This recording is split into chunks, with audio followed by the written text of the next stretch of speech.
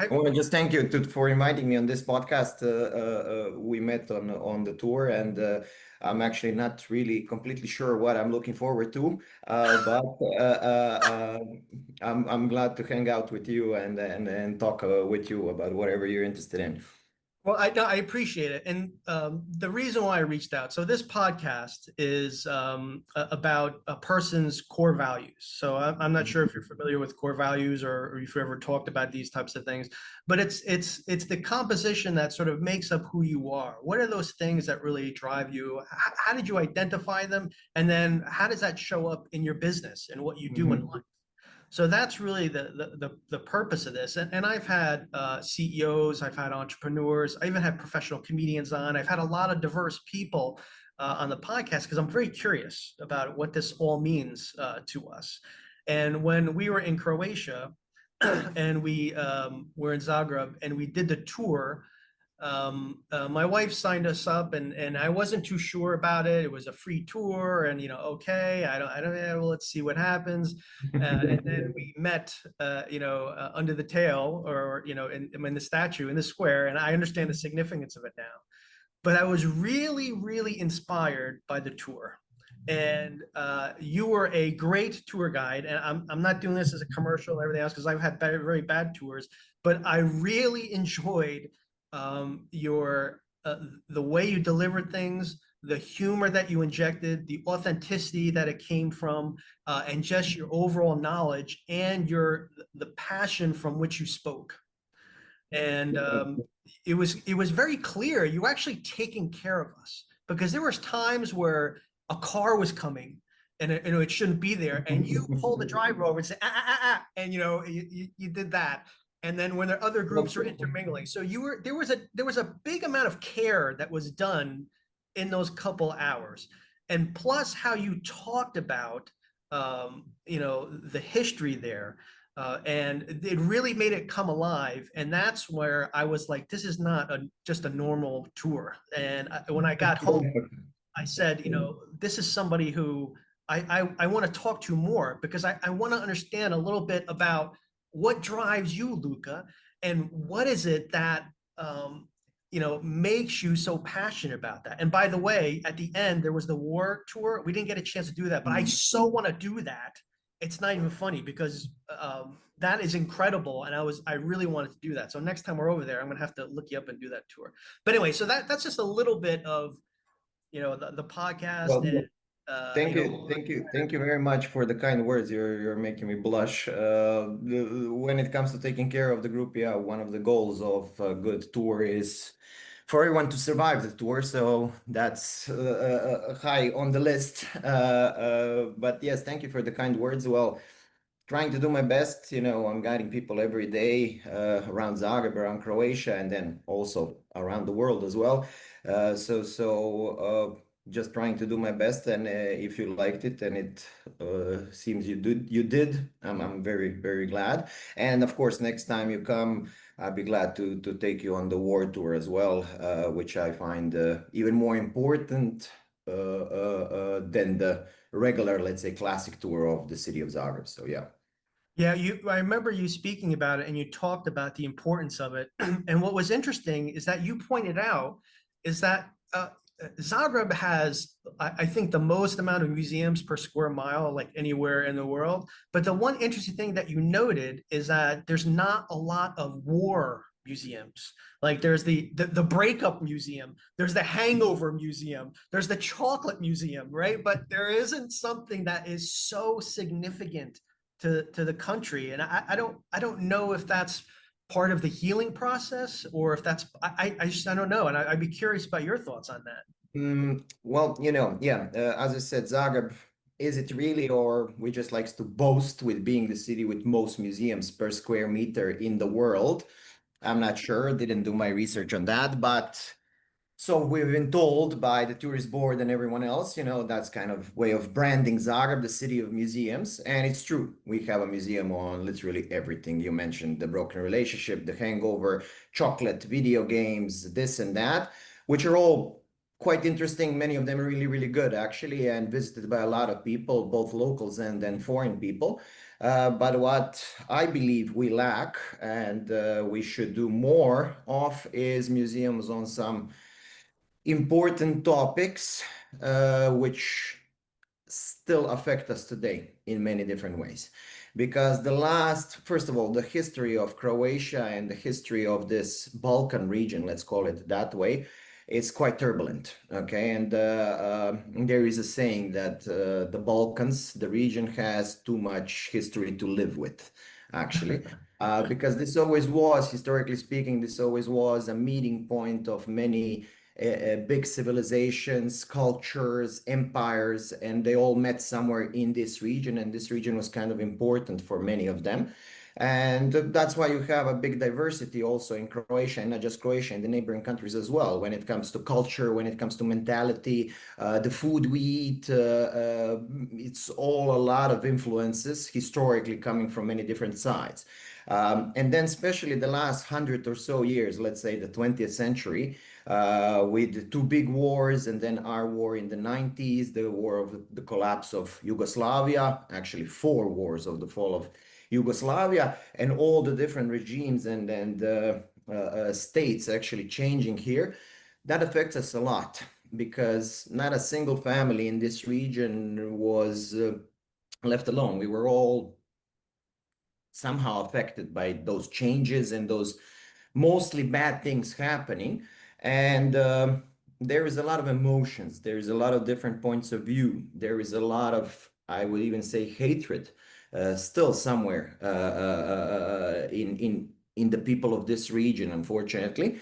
And then if you don't deal with it in a proper way through the educational system, and then you add on museums on that, when you don't create that national narrative of what happened and who we are and why we are the way we are, and especially when you don't try to understand the other points of view of people involved in those conflicts, what were their motivations, why did they do it like this or like that, or why they think about same things we think differently in their way, then you have a problem. Then you have a problem. And I strongly believe we need those museums. But yes, tourists would like to visit them, of course, but we need them because of our kids, because of ourselves, first and foremost.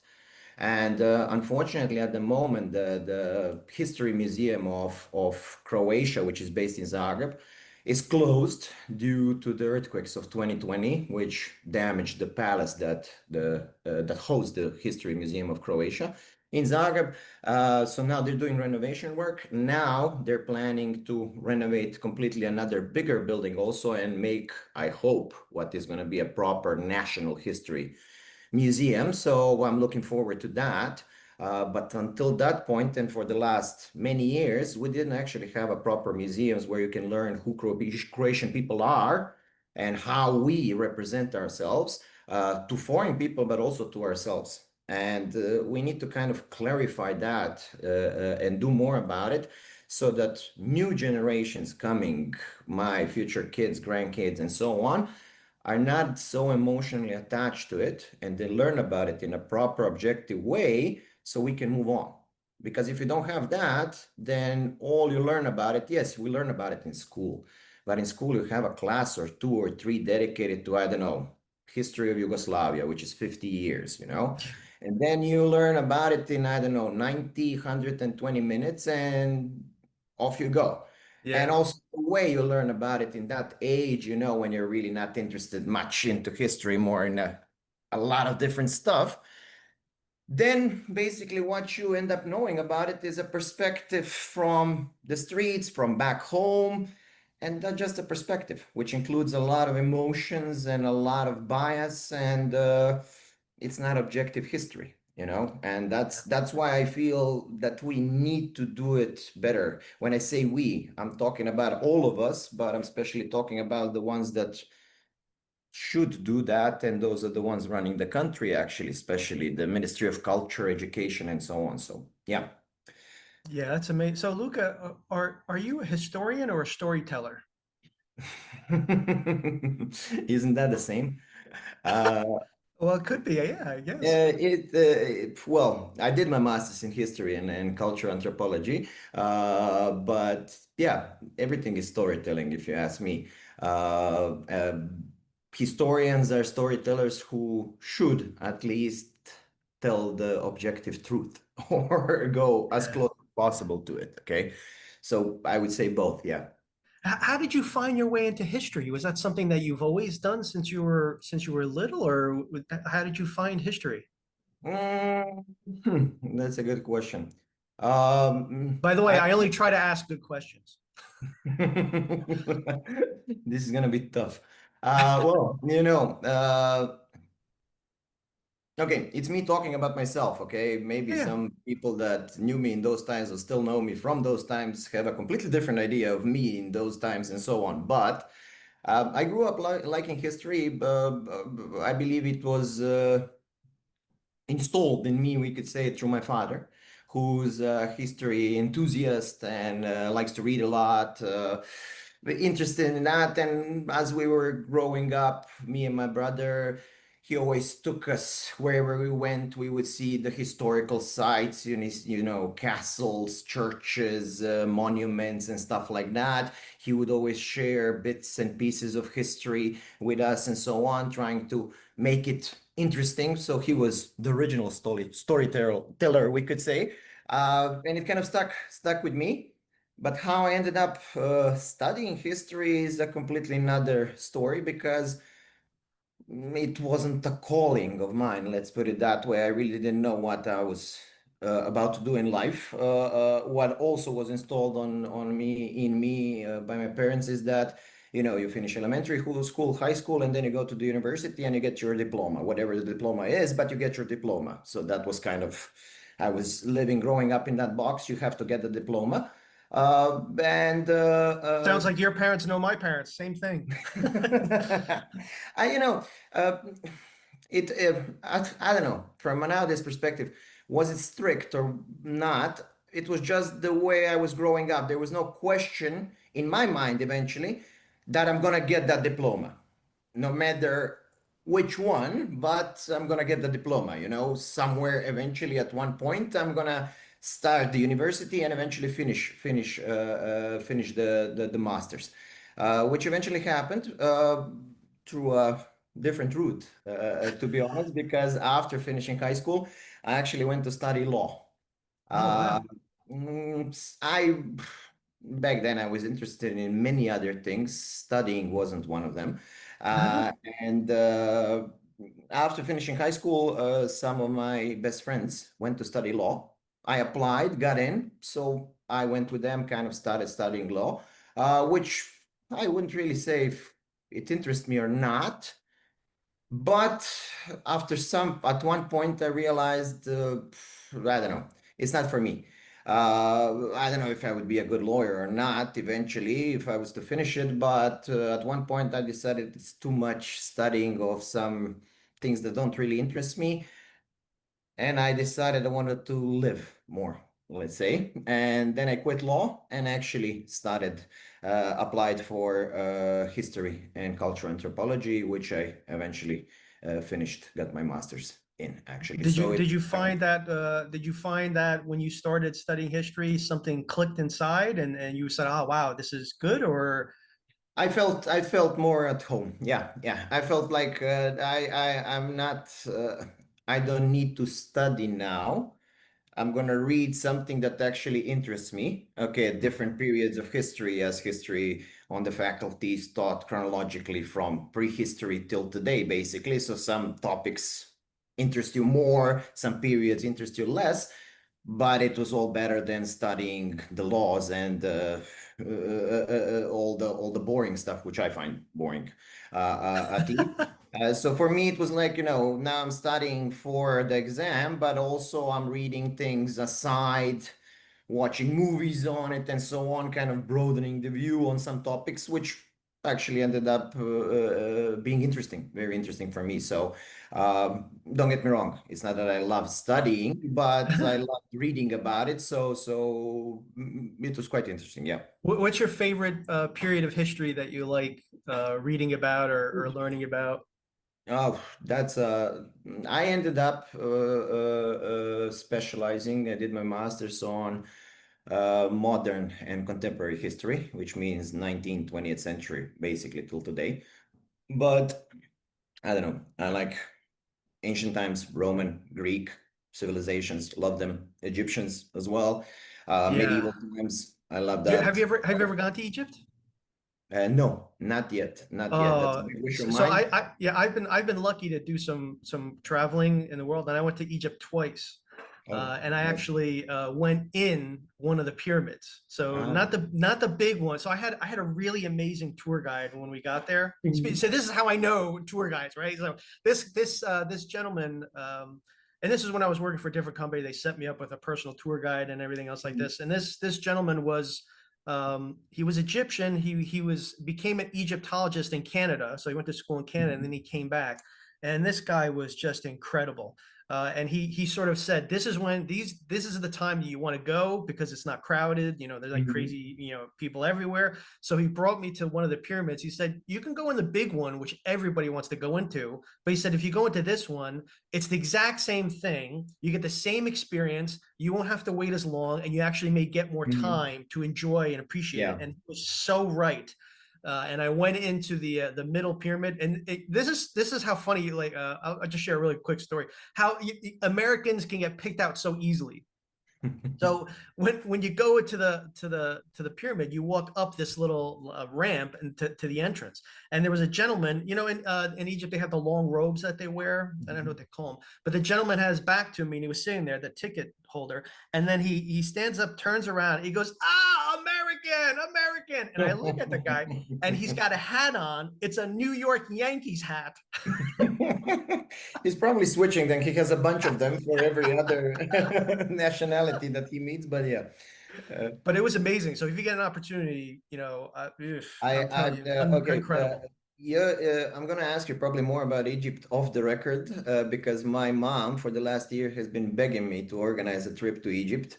Oh, So the big plan is for me and my family to go to Egypt, and I would love that. And it's not of if but when. So yeah, I'm heading to Egypt sometime soon for sure. I would love to go back because there's so much there. I would love to go back without a doubt. So I did the pyramids. I did Cairo. You can see a couple of things that I brought back with me Mhm. from there. But it was, and I have some papyrus. Like it was just really an incredible experience. So if you get the chance, absolutely do that. And I've been in other places around the world, but I think that was probably my most famous. And one of the reasons, so when we were in Croatia, when we were in Zagreb, then we went to Osijek, then we went to Vukovar, we went with Mhm. Ilok, and then we went to Split. And the reason I Mhm. wanted to go to Split, which not many people would understand, in the palace, and I'm sure you've been there, you probably know this already, Of course, yeah. but in the palace, in the center courtyard, if you're looking at the center courtyard where, you know, the emperor would have come out and addressed people, if you look to the left, there is There's- a black sphinx, the That's black the marble oldest sphinx. thing. That is the oldest thing in the whole palace, actually. That is Oh, the it's oldest like thing. 3,000 years old, right? That's even older than that. That's what Diocletian actually brought back from Egypt because he fell in love with the Egyptian culture. So, as tourists do, you buy a magnet or a hat. He took a bunch of sphinxes and columns and put them on boats and brought them to his retirement home, which is the Diocletian's palace in Split. So he decorated Oh, his palace in a way to I love it. yeah. I'll send you some pictures because like the other amazing thing was that next morning, like, and I've been trying to find that thing. I've been waiting to see that for years because I love that stuff.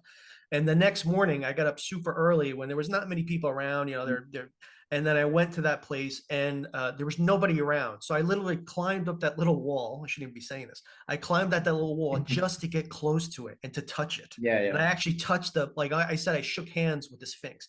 You can still see the carvings and the edging. It's unbelievable. It The almost reminds me, you know, like I saw the Sphinx in Egypt when I was in Cairo, and Mhm. so by the pyramids, and I get goosebumps just when I'm talking about it. And there was another that's one by the Jupiter, Temple of yeah, yeah, Jupiter. by the Jupiter temple, but that one has the face The broken. head, But yeah, head, yeah.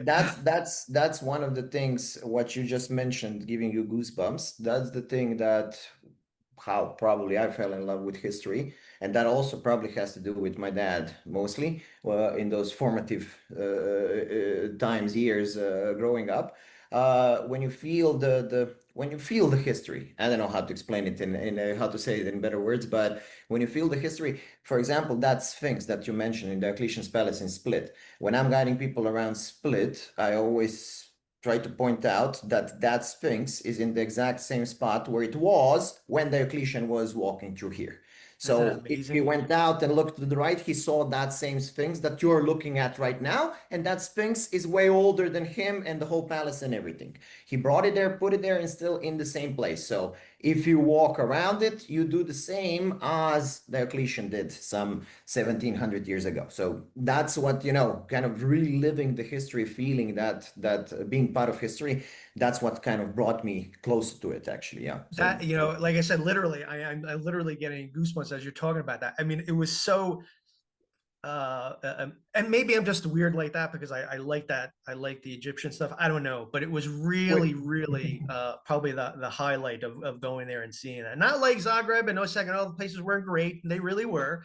But when I saw that, I was just floored. So Yeah, anyway, I'm sure I could talk about that for hours. I understand you completely. Yeah.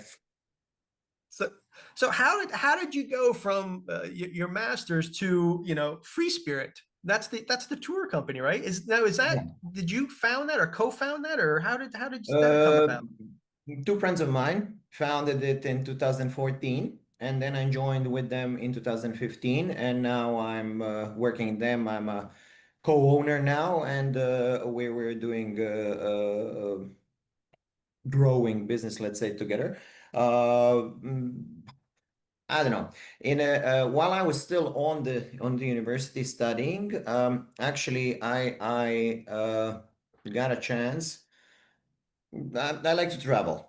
That also starts with my parents because my mom would take me often to when she would go on trips to neighboring countries and so on, Slovenia, Austria, Hungary, and so on. She would take me as a kid, me and my brother, for Christmas market in Vienna, or I don't know, to see some exhibitions in Budapest and stuff like that. And Cool. I always was very fond of it, then while I was still studying on the university, I saw an ad of a tourist agency actually hiring for tour guides. Uh, didn't think it through, really just applied, and eventually ended up getting the job. The job, actually, the reward was a New Year's Eve trip to Prague, Oh, wow. public.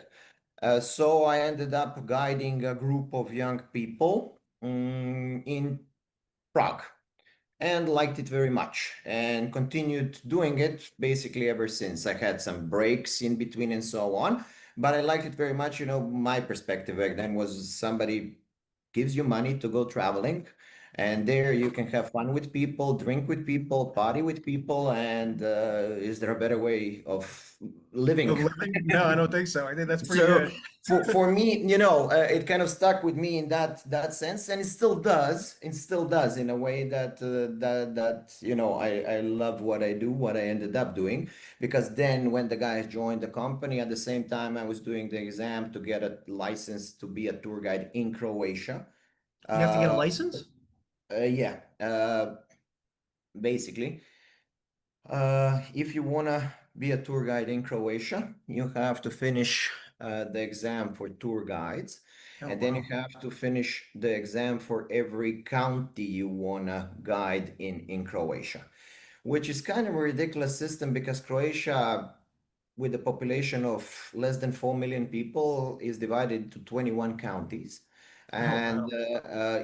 to get the education and to pass the exam for every county, you have to pay quite big sums of money, actually. Of course, not all counties are touristy, so some of the counties you're never gonna need Yeah. because few tourists go there. But I ended up doing that first. As I live in Zagreb, I decided, okay, now I've guided people to Prague and some other places in Europe, Romania, for example, and so on. Now I live in Zagreb. I'm still studying. I don't know. I don't have a grand plan, what I'm gonna do with my life. But why not get the exam, get the license to guide people around Zagreb? And I did it, and that was the exact moment when the two friends of mine were opening the tour agency, Free Spirit. Yeah, Wow. at first it was called differently, and then it ended up being Free Spirit later. So, and then we kind of met, started doing some things together. To be honest, first thing we started doing together was a pub crawl, actually. I don't know if you're familiar with the concept, Let me which guess, also the tells last you, stop is the Hangover Museum, right? yeah, which also tells you a bit about the way of life we led in those times, because then it was also, people pay you to go out to drink with you.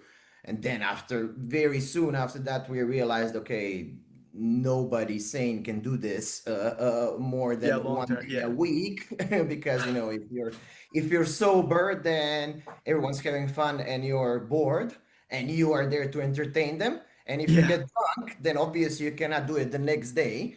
So, and you spend a lot of your money extra besides what you get paid. So the whole concept fell apart eventually. But we actually started working together with pub crawls. And then I got my license, and then we started doing regular tours in Zagreb. And then we spread all throughout Croatia and other cities as well. So today we run it in Zagreb, Split, Dubrovnik, Zadar, Pula, and so on. So yeah. Wow. Yeah, we didn't get a chance to go to Dubrovnik, which is a bit further south, but I think I have time. I'm sure I'll hit some of those things. So Don't how long have hesitate. you been doing the tours? Well, I joined the company in 2015, so Or now it's 215. gonna be basically 11 years almost. Yeah, 10 in So 10 years. when you first started doing the tours, where because the reason why I asked this is because um, so I've done some work. I've been to acting school and I've done some other things, right? So I know what it's like to be in front of the camera, in front of people, and it's not Mhm. easy.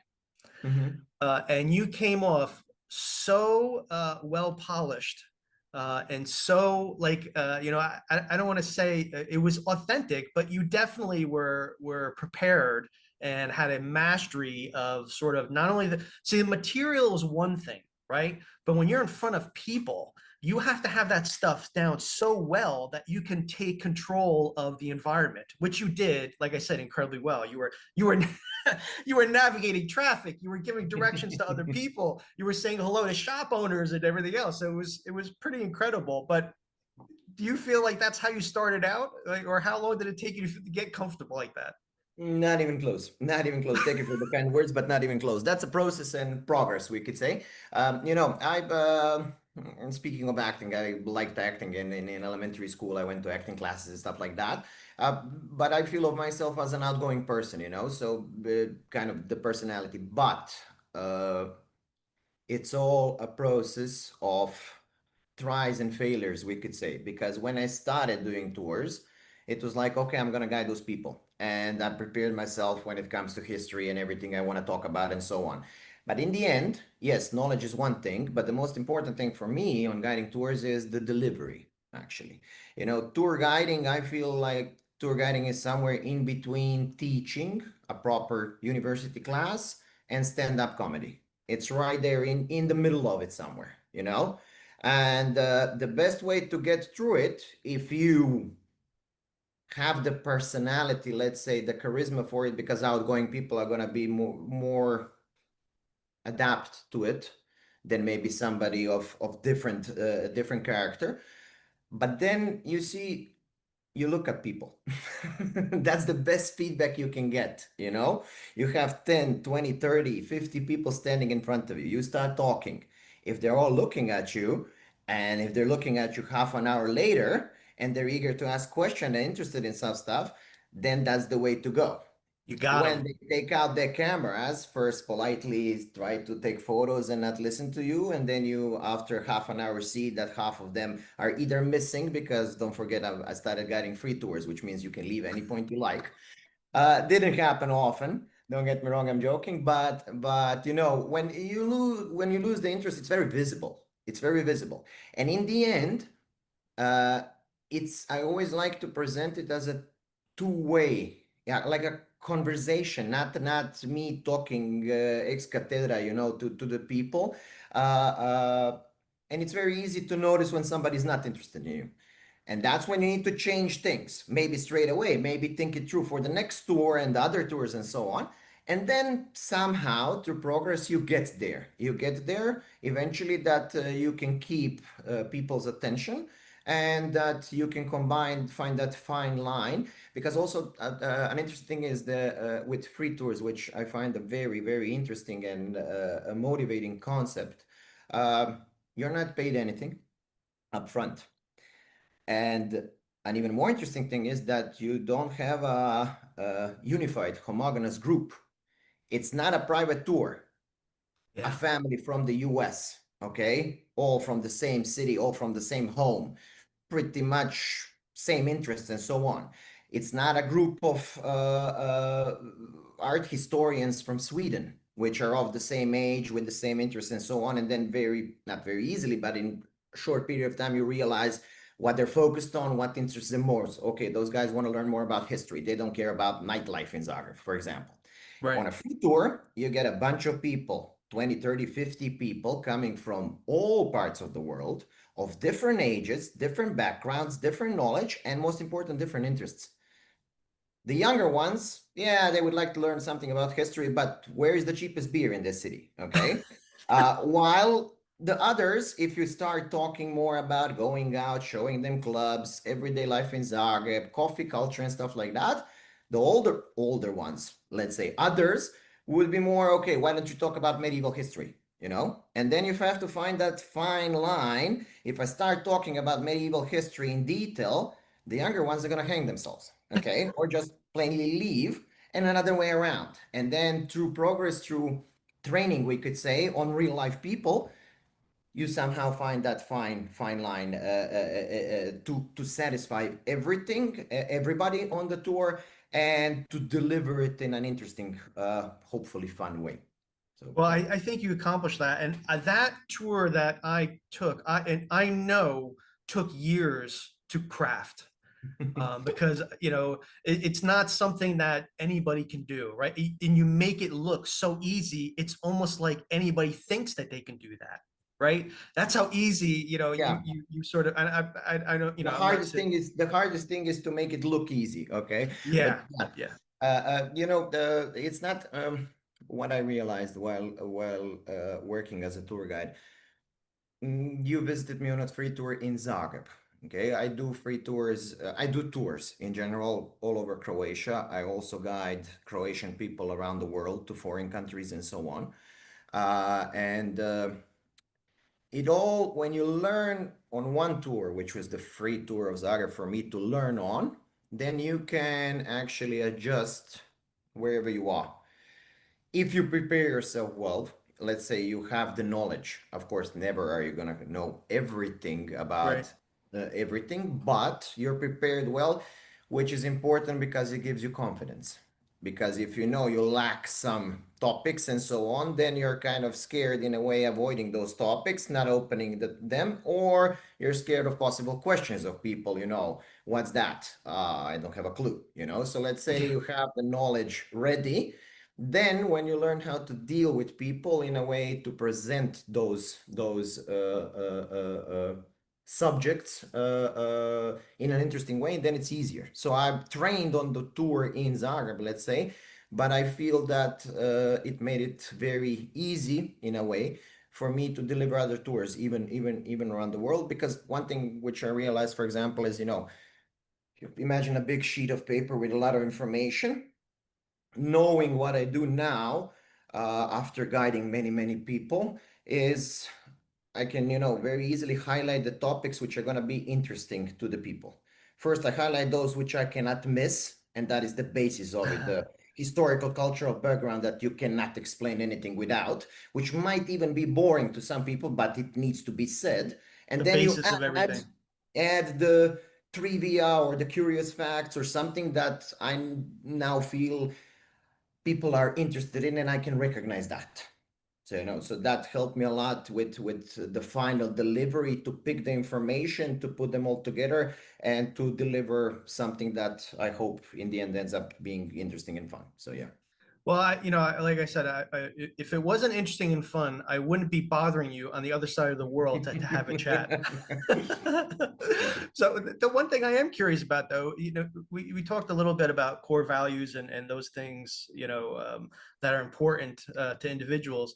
If you reflect back, or if you think about sort of your experience and your journey now, are there things that you may say are part of your core values of who you are, or are those things that are not negotiable to you? What would be some of those types of things? Oh, well, now you're asking the tough questions. um, well, I don't know, to think it through. Um, I always feel that honesty is a big thing. Being honest, uh, in the way you live and in the way you work, in relations with anyone, basically. And don't get me wrong, it took me time to realize that growing up and through my life and so on.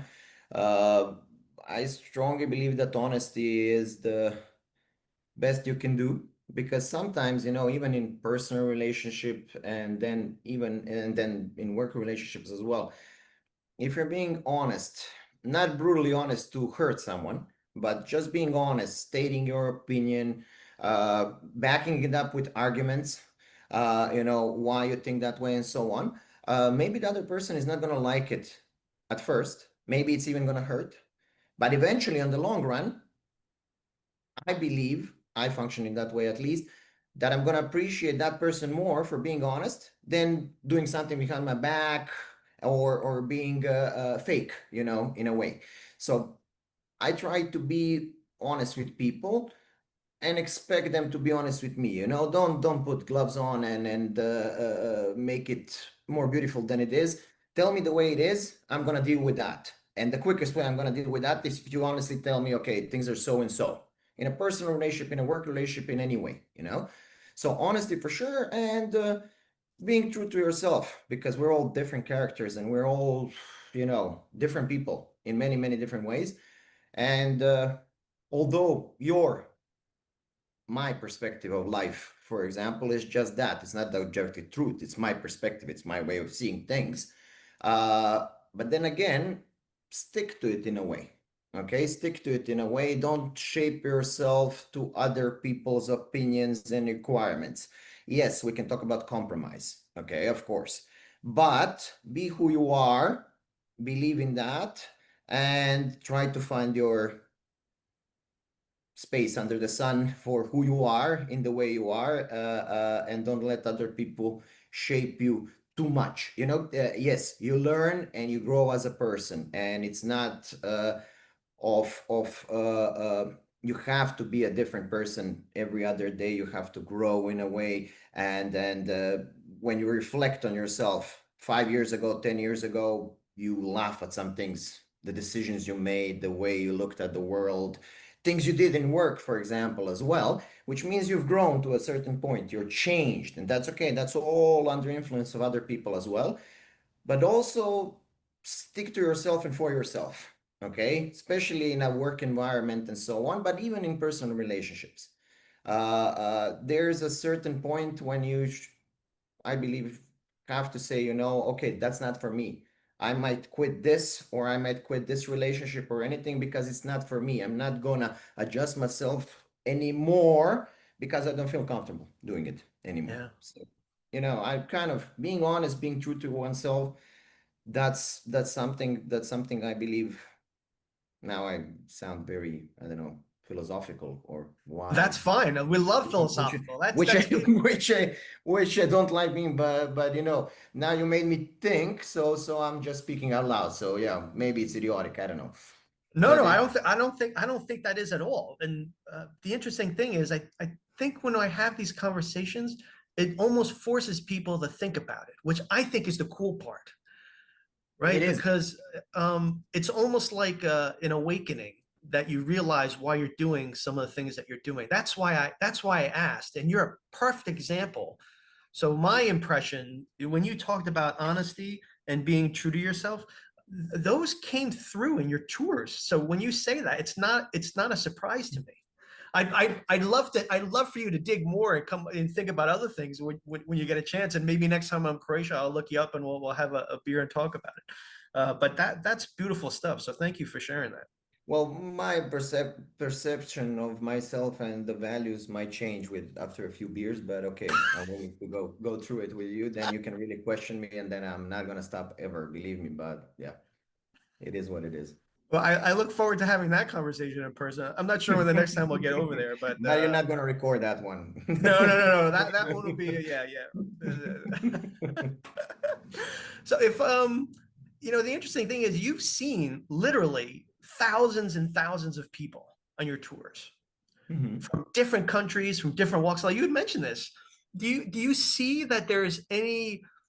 Oh, I'm really curious about this. Is there any commonality that you see through all of the tours and all the people that you met? Is there some things that you are consistent through people? I know obviously we're all individual, but is there anything that you say, wow, it's pretty amazing. I've seen people all over the world, and this is something that always comes up. And if not, that's okay. I'm just curious. People, what I realized by meeting people on my tours or by traveling around the world in my private time, spare time, or guiding groups, is that wherever you go, any corner of the world, people are people. We all are the same. In our core, we're different characters. We have different backgrounds. We have different cultures, civilizations, some different values, even. But let's say the core values are the same, basically. People are willing to help. People are kind. People are kind in general, Yeah. and that's when you realize how affected you are possibly by the media, by the influences of other stereotypes or how things are presented. This nation is like this nation is like that, this nation is at war at the moment, they're bad people, they're blah blah blah blah blah, and then you actually meet those people, and then you realize they're the same as you, basically the same as you. And uh, you always have to see the difference between politics and some decisions made in the name of the people and the people themselves. In the end, all the people hate wars, conflicts. All the people eventually are nice to other people. Maybe they're not that, I don't know. People fear the unknown. Yeah. Uh, People fear if you haven't been to the next village, then that next village is the unknown. If you haven't been in another country, then that other country is the unknown. And if that other country is on the other side of the world and possibly leading a war or had some conflict, internal or external there, you're kind of, what's happening there? I don't know about it. And then you end up there, or those people come here and you realize that's my mom, my dad, my neighbor. They're all the same. If they lived here, we would have no differences at all. And then also you realize that people are willing to appreciate and accept all the cultural differences between us. Because when you get to know people, you see that they're people. And then it doesn't matter anymore the nationality, the religion, the race, or anything else. And I strongly, I don't know, maybe I'm idealistic here, but out of my experience of traveling and people traveling to meet me, as ridiculous as it sounds, they're not meeting me, but they're coming to Croatia and I just happen to be their guide. I realized that, we're all the same. We're all the same, and most people, really, really, the majority, big majority of people are kind, welcoming, and open to new things. Very well said.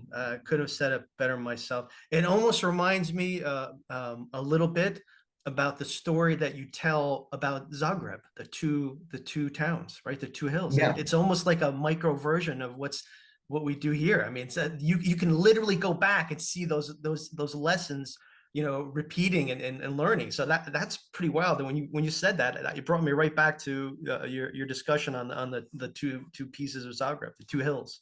But then again, that's what, going back to what I mentioned, that's again politics.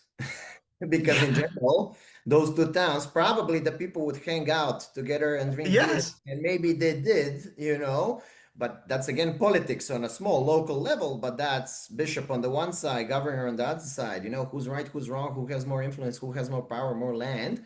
And then that ends up dividing people because it all of a sudden points out the differences which they themselves, without those big leaders or big politics, wouldn't even see, wouldn't even recognize.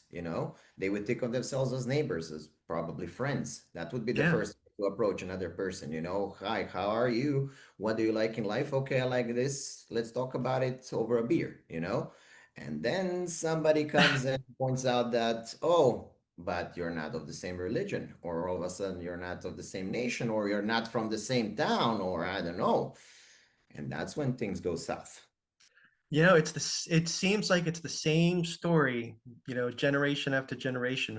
We're still learning. It's pretty incredible. So no more, what was it? The Bridge of Blood was there? No more Bloody Bridge of bridge, yeah, Bloods. yeah. We need streets of bars. That's what we need. Bridges are built to connect people.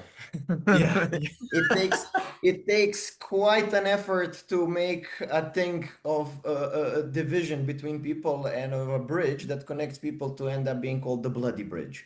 Yeah. That takes Yeah. effort. Yeah. Yeah. No doubt.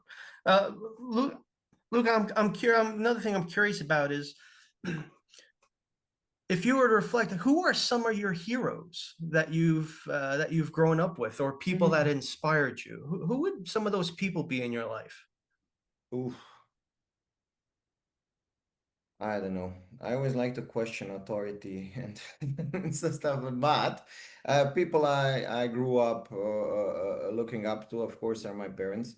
Uh, First and foremost, my mom. My mom is a doctor, and she just happily retired and now is enjoying life with dad, Oh, traveling. congratulations to her. So, Yeah. thank you in her name. So my mom really. A very kind, first and foremost, very kind and loving person that gave me all the support whenever I needed and still continues to give it to me. Also, very educated person, very skilled in what she does, and very compassionate and in a way understanding, in every sense. And always kind of a driving force. I really can say that I always had the blessing of having a happy family. Yes, we had our disputes and so on, of course, growing up, but that's all normal. But whenever life's tough, I know I can turn to my parents. My dad, on the other hand, who's a very interesting character, and sometimes we, Fathers uh, and sons will do that. Yes, we will butt heads. yes, and that's again completely normal. But then again, I have unconditional love for him, and another way around, and always there to support me. And so my parents would be the ones that I always can rely on and love very very dearly. When it comes to some idols, I never thought of it in that way. One person.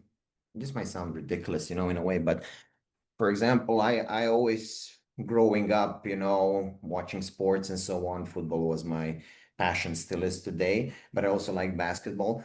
I don't know, may sound ridiculous, but I loved Kobe Bryant, for example. I loved Kobe Yeah. Bryant. Of course, I grew up in those times. It was just his era, him and Shaq and Lakers, and there was no question for me. I was too young to see Michael Jordan. Actually, I saw him play, but I was too young to really appreciate his career and so on, and probably is the greatest of all time for sure. But for me, it was always Kobe Bryant, and not only because of his basketball skills, but of his what they call now Mamba mentality. Yeah.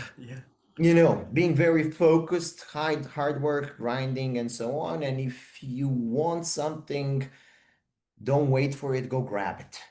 That was the thing, and that's the way. Now thinking this podcast is gonna change my perspective of me myself to me, okay?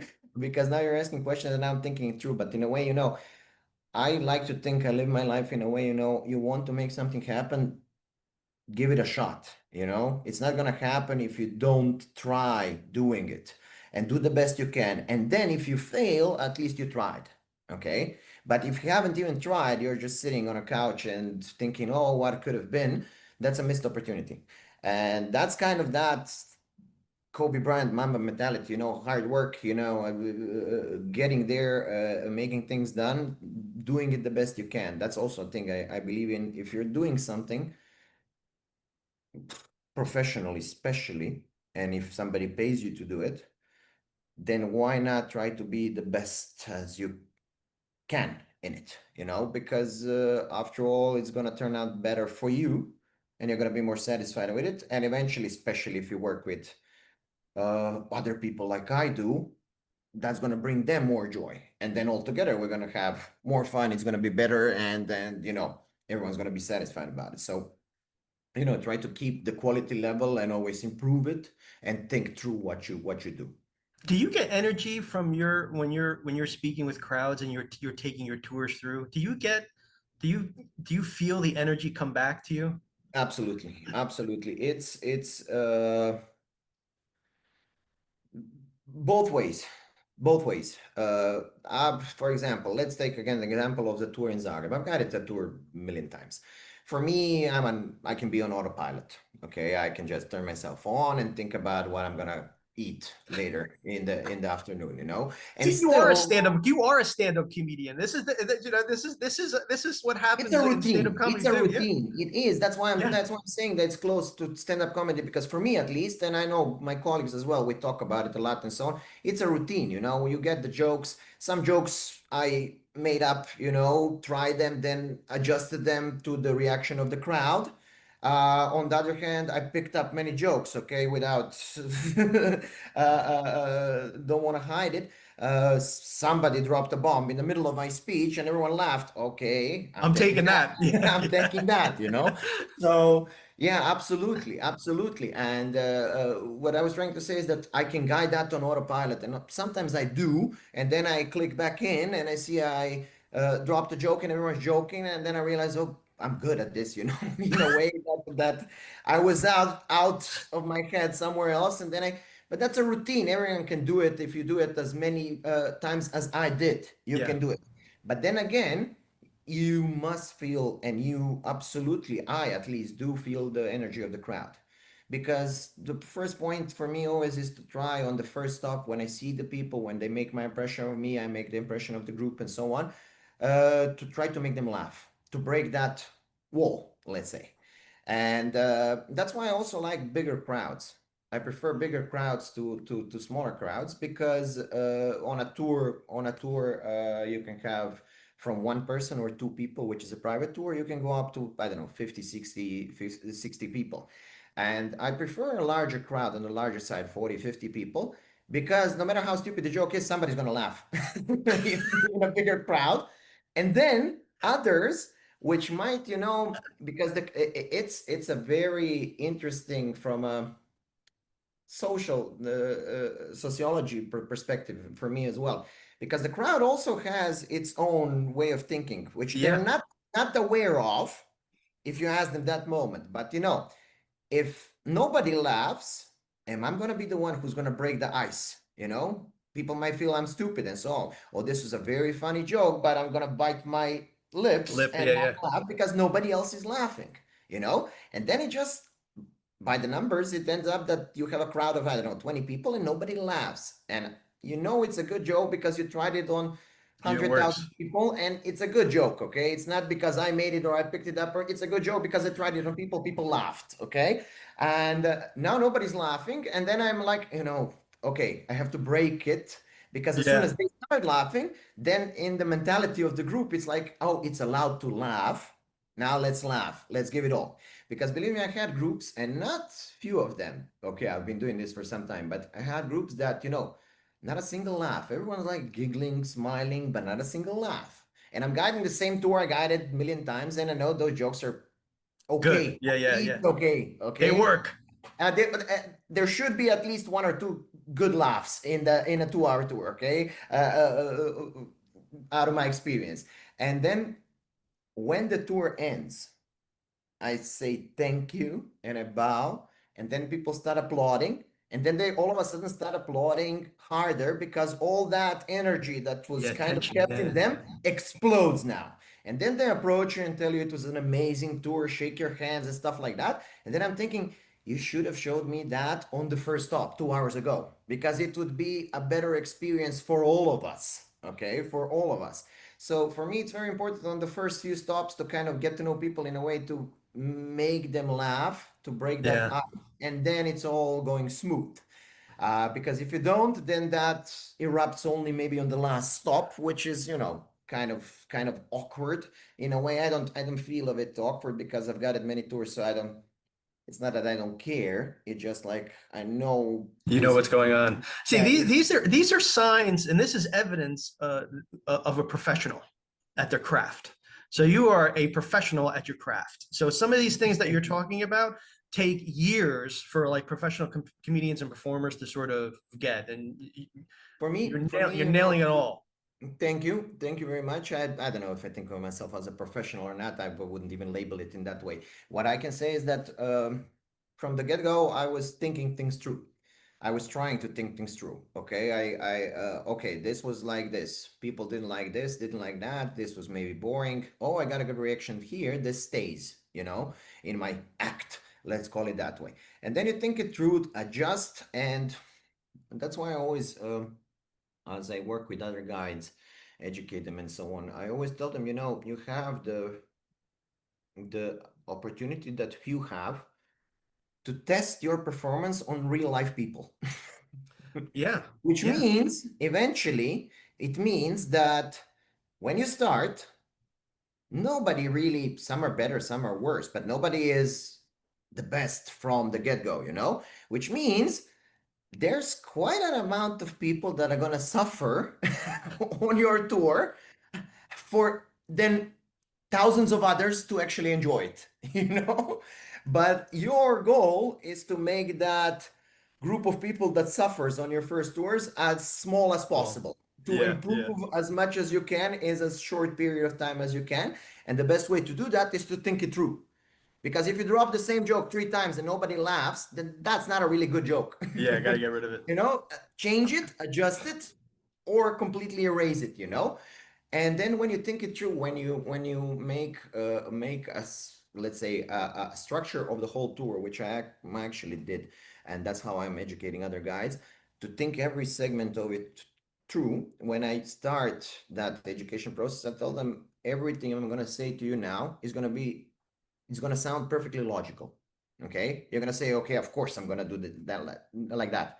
But the thing is, you won't until you realize it's a small part of the bigger of the whole, actually. And all of those smaller parts make the tour or the act what it in the end is. Excellent, great, good, or terrible, And when I say to you, okay, first position the people well so everyone can hear you, tell them to come to this side where there's no one, and on the other side there's 6 rows of people. Yes, of course I'm going to do that.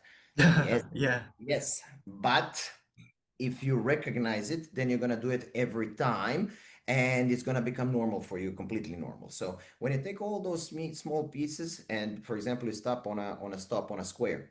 Okay, what we're going to talk about on this square? What we need to say? We need to say where we are, how the square is called, and some history about it, okay? And then on the square, you have 25 things you can talk about. 6 buildings, 2 statues, 1 clock, 1 fountain. Okay, which of that are we going to choose? First of all, if something's inevitable, which means it's a monument of national pride, of history, of culture, we're going to include that no matter what. And then on that, we're going to add something that you either find quirky, interesting, or you can make quirky or interesting. mm, Okay. And it can be a story that not a single other tour guide tells on that square, but you can do it in such a way that to amuse people, pick that one. Okay. That's your story. That makes it unique. That makes it who you are. And that eventually shows your character. Because I cannot teach you how to be a good, outgoing person. I can teach you some skills, let's say, but you are who you are and you should yeah, embrace who you are and present it in your way. Never copy another guy. Take the way of looking at things from him, but present it in your own way. Because if you don't, it looks cringe. It looks like copying someone, and it's not adjusted to your character. So, yeah. So this is why I asked you when we first started, are you a storyteller or a historian? And I'm starting to think that you're a storyteller that uses history to engage people. Well, I It's know. a interesting, it's an interesting way of looking at it. I don't know, but hey, this is this It's has been the thing is that everything is storytelling, if you ask me. But for me, I had the blessing, for example, how I ended up liking history. My dad was still is a storyteller in a way that he presents things in an interesting way. Anything, any subject in the world can be presented in different ways.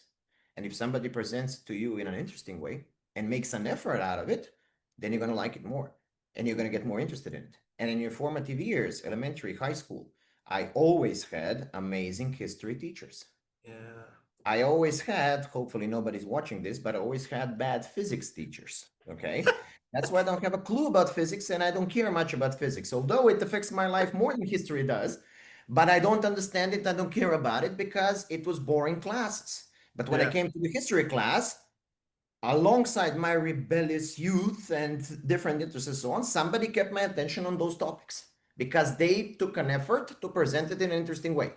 If it was a physics teacher in elementary school instead of a history teacher, maybe I would now be talking with you about physics. Maybe I yeah, would be yeah. a scientist and my world would be completely different, You It's never weird know. how it's weird how the world works in that way. Yeah. And you Did realize that only have later. your parents ever been on your tours? Did your parents ever take your tour? Yeah. My mom did, and my dad is not that skilled in English, but I travel with my dad in spare time, and then we go, explore the monuments, the history, and so on, castles, ruins that nobody else probably was willing to stop for in the middle of nowhere. But my dad is like, that's where we're going. You want to Oh, see nice. that.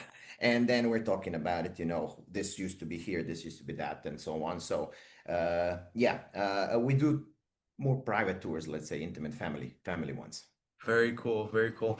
So, Luca, if I was gonna if some people were listening, it's hopefully not your physics teachers from grade school and earlier on. What would be one or two key takeaways that you would want somebody listening to this conversation to have? Oh, I don't want to, you know, send messages No, to it doesn't the, have to be whatever, if there was whatever you want to communicate. Just curious. be curious and question everything. That's the most important thing. Education, critical thinking, and then questioning everything. The best graffiti in the world is question everything. Why? Somebody added down. Mm, And that's the point of it all, especially in the world we live now, where everything is, mass media, mass information, and so on. Don't take everything for granted. Question the authorities, question the things you read, the motivations behind it, and so on. And try to learn as much as you can from proper sources which have been researched and so on. So try to get your facts straight. And another thing, be kind and understanding, probably. I don't know. That's what we all need in the world we live in. yeah, no kidding, no kidding. Be kind and understanding. Nobody's right and nobody's wrong. It's a thing of perspective, and nothing is black and white. It's all gray, and take it as in that way. Very true. Very true. What would be the best way that people would find out about the tours, or if they wanted to, find the tours that you're doing when they're in Croatia? What would be the best way for the people to get more information? Well, free spirit tours on our website. You're going to find all the information. We're also on all the other online travel agency platforms and so on. Get Your Guide, Viator, TripAdvisor, and so on. But basically, if you Google free spirit tours, either Croatia, Zagreb, Dubrovnik, Split, or wherever, it all takes you to our main website. We basically cover all of Croatia. We do city tours in the cities that I mentioned. We also do custom trips around Croatia and the Balkans in general, which means somebody's coming, a pair, two people, or a family or somebody. We can organize anything they need basically in Croatia and its vicinity. Through our channels, through our partners, or by ourselves. And we like to present our country very proud. That's one of the things I didn't mention, but I really feel it. We're quite proud to represent our country in a best possible way, objective, but the best possible way, so that people have fond memories of Croatia and visiting the area. So yeah. Very cool. Well, listen, I can't thank you enough for taking the time to do this, especially, we're on different sides of the planet here, different time zones. But it was important for me to have this conversation, and I really can't thank you enough for sharing your thoughts. Thomas, it was a pleasure, and thank you for inviting me. And I hope I didn't talk too much, No, it was perfect. It was perfect. Well, the one thing that I do want to do is next time I'm over there, we'll have to have that conversation that won't be taped, and talk about some of those other things. That'd be cool. I So like thank those. you I again. like those. So it's gonna be my pleasure to host you again, but in a completely different environment and off the record environment. Very good. Thanks.